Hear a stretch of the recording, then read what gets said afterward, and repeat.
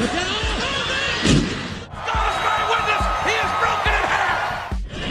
comes!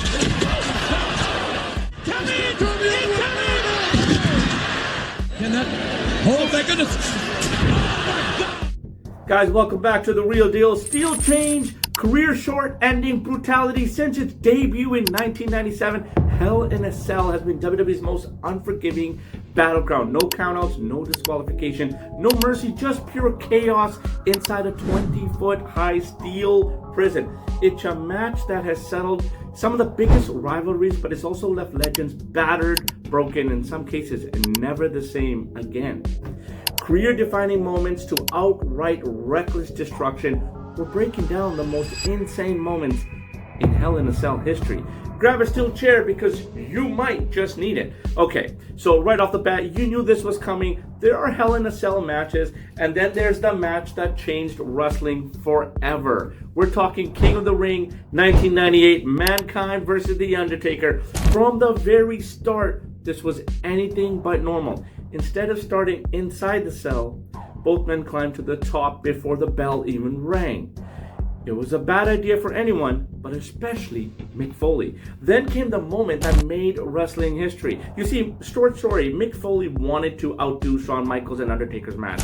So he asked the dead man to drop him off from the top, 20 feet down, and Undertaker did just that. Threw him through the table. Jim Ross literally lost his mind. And witness, he is broken in half! Jim Ross, his commentating, top notch. But that even wasn't the worst part. Minutes later, after he fell to the table, he climbed back up, clearly concussion, clearly out of it, and then the Undertaker chokeslammed him through the cell roof. The impact, so brutal, steel chair fell down with him, smashing Foley's face and knocking his tooth outside of his nose. It actually looked like a booger, but it was disgusting. Blood, stunned silence, and an image burned into wrestling history, and somehow Foley kept going. I'll tell you right now, it did top Shawn Michaels and Undertaker's match though. Let's talk Shane McMahon. He isn't just a wrestler. The guy's a human stunt show. And at WrestleMania 32, he nearly gave us a live execution facing The Undertaker inside Hell in a Cell. Shane knew he had to do something crazy, so naturally he climbed to the top.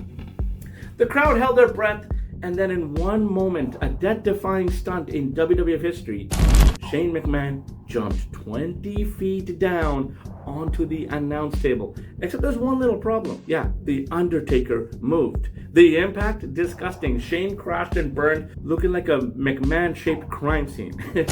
And yet, even after that, Shane still fell and still tried to crawl towards The Undertaker. If stupidity was an Olympic sport, Shane would have been a gold medalist. Now let's talk about Edge. Edge sends The Undertaker to hell in SummerSlam 2008. Now, Hell in a Cell is brutal enough, but when you add tables, ladders, and chairs, and fire, things get even crazier. Edge and The Undertaker at SummerSlam 2008, this wasn't just a match, this was a revenge mission. You see, Edge speared Undertaker through the cell wall, and he cracked him with steel chairs. He even mocked the dead man's signature moves. Edge got balls.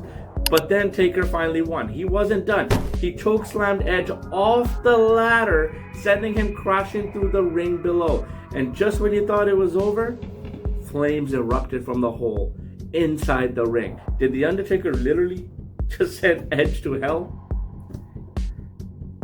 Maybe.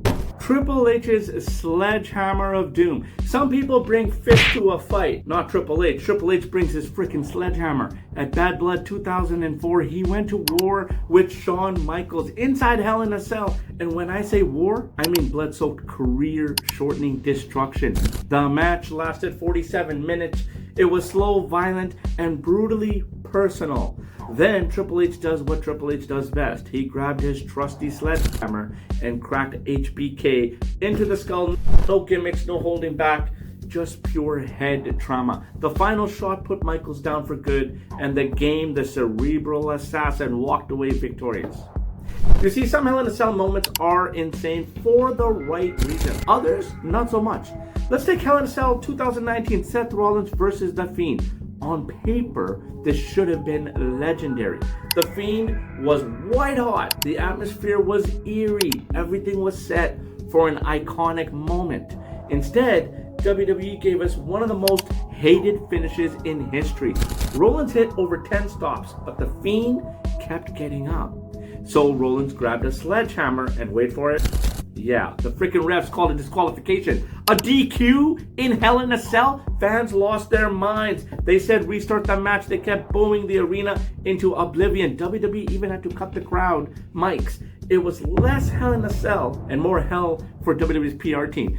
You see, these are moments that are so brutal, they're shocking, they're downright insane, and they're burned into WWE history forever. From death-defying leaps to flaming rings of doom, Hell in a Cell has given us some of the most unforgettable chaos we've ever seen. And if you're loving these deep dives, hit that like button and subscribe, because the real deal is just getting started, baby. If you thought we've covered it all, the madness, you are sorely mistaken. Hell in a Cell isn't just a match. It's a death wish. Superstars have put their bodies on the line, their careers in jeopardy, and their sanity in question, just to survive this unforgiving steel monstrosity.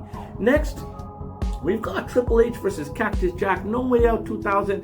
Mick Foley and Hell in a Cell have this weird relationship, more toxic than Vince McMahon and guaranteed contracts.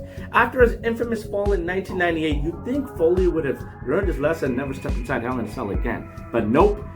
This is a man who has a death wish, and in No Way Out 2000, Foley, this time as Cactus Jack, faced Triple H for the WWF at the time championship in a match where if Foley lost, his career was over. And let's just say, Triple H took that retirement plan very seriously. Chairs used, steel steps used, the cell itself used. But when Cactus Jack introduced the real MVP of the match, yeah, a barbed wire 2x4 lit on fire. Yes, actual flames inside the WWE ring. Cactus swung for the fences, but Triple H dodged, countered, and delivered a back body drop that sent Foley crashing through the cell roof straight onto the ring canvas. That wasn't bad enough. The impact actually broke the ring. Triple H followed up with the pedigree, and just like that, Foley's career was over. I mean, until WrestleMania, which was like literally a month later. Jeff Hardy is known for doing crazy things in WWE, but in 2018, Randy Orton took things to a level that was just plain sadistic. Picture this: Hardy beaten down, barely moving, Orton with that psychotic look in his eyes, searching under the ring, and what does he find? A screwdriver. Not a steel chair, not a kendo stick, a literal screwdriver. And what does he do with it? He stuffs it in Jeff Hardy's pierced earlobe and starts twisting it like he's assembling IKEA furniture. The crowd horrified, the announcers disgusted, Jeff Hardy screaming in pain. This wasn't just a wrestling move, this was pure torture. Okay, so are we ready for the beast? When Brock Lesnar steps inside Hell in a Cell, it's basically legalized attempted murder. Yeah, at Hell in a Cell 2015, the beast Brock Lesnar went to war with the Undertaker in a match that wasn't just brutal, it was personal. Lesnar wasn't content with just suplex cities and F5s. No, he wanted carnage. And what does he do? He rips up the ring itself. Yeah, Brock Lesnar literally tore apart the ring mat, exposing the hard wooden boards beneath. Then, after taking a last ride and surviving Hell's Gate, Lesnar does what he does best, beat the life out of his opponent. A thunderous F5 on the exposed wood, and the dead man was dead again. Because when Brock Lesnar gets inside the steel cage, something or someone is getting destroyed. Hell in a Cell isn't just about brutal spots, it's about emotions. And in 2020, Roman Reigns and Jey Uso delivered a match that was more personal than any cell match before. This wasn't just about titles, it was about family, the bloodline. Inside the cell, Roman beat Jey Uso into submission, not just physically, but emotionally. Superman punches, guillotine chokes, chair shots. Roman was on another level. The most chilling moment? Jey Uso, broken and barely conscious, refused to quit. You are still testing me. You still don't understand that I'm better, that I am the man, that I am the tribal chief. All you had to do was acknowledge me. All you had to do was acknowledge me. And now, you make me do things I don't want to do. So Roman did the unthinkable. He choked out Jey's brother, Jimmy Uso, right in front of him. The anguish, the betrayal, the sheer dominance of Roman Reigns as the tribal chief. It was a masterclass in storytelling inside WWE's most sadistic structure. And there you have it, the most savage, jaw-dropping, and career-shortening moments in Hell in a Cell history. Steel cages, flaming tables, sadistic screwdrivers, and family betrayals. This match has given us some of the wildest chaos in WWE history. Now I gotta ask, what's your favorite Hell in a Cell moment? Drop it in the comments and let's talk wrestling insanity. And if you love this deep dives, don't just sit there like a stunned Undertaker. Hit that button, subscribe, and turn on the notifications, because here at The Real Deal, we don't just tell wrestling history, we relive it. And remember, once you step inside Hell in a Cell, there's no way out except in a body bag.